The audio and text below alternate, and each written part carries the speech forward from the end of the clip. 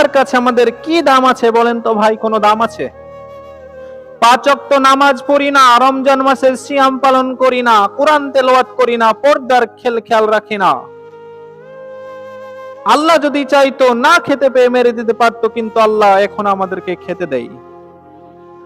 আল্লাহর জন্য সালাত আদায় করি না, কোরআন তেলাওয়াত করি না, তারপরে আল্লাহ আমাদেরকে না খেতে পেয়ে মারেনি।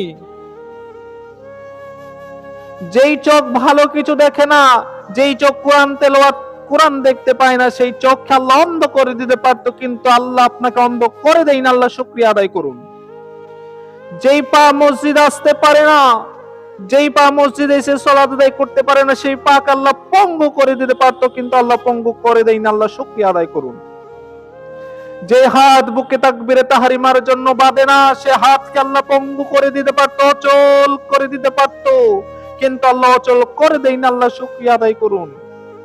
যে মুখ দিয়ে ভালো কিছু বের হয় না, তসবিহ বের হয় না, কোরআন মাজিদ বের হয় না, সূরা ফাতিহা বের হয় না, সেই মুখকে আল্লাহ বোবা করে দিতে পারতো, কিন্তু আল্লাহ আপনাকে বোবা করে দেয়নি। আল্লাহর শুকরিয়া আদায় করুন। আল্লাহ আপনার অক্সিজেন বন্ধ করে দেয়নি, আল্লাহ আপনার পা পঙ্গু করে দেয়নি, হাত অচল করে দেয়নি, মুখকে বোবা করে দেয়নি, চোখ অন্ধ করে দেয়নি। আল্লাহর একটা কাজ আপনি করেননি, আমি করেননি, তারপর আল্লাহ কিন্তু এগুলা করেননি। আল্লাহ শুকরিয়া আদায় করতে হবে। আর কতকাল গুনার মধ্যে থাকবা? গুনার কতকাল করব আমরা? আল্লাহ আমাদেরকে শুকরিয়া করেছে, আল্লাহ আমাদেরকে দয়া করেছে। আল্লাহ শুকরিয়া আদায় করুন।